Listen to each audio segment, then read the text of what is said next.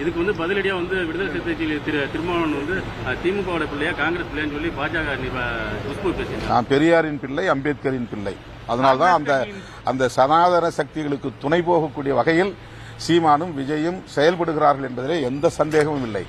அவர்களுடைய செயல் திட்டம், அவருடைய அரசியல், அவருடைய போக்கு அனைத்தும் பிஜேபி RSSக்கு துணை போகக்கூடியதாக இருக்கிறது என்பதுதான் யதார்த்தமான உண்மை. இதை தமிழ்நாட்டு மக்கள் புரிந்து கொள்ள வேண்டும்.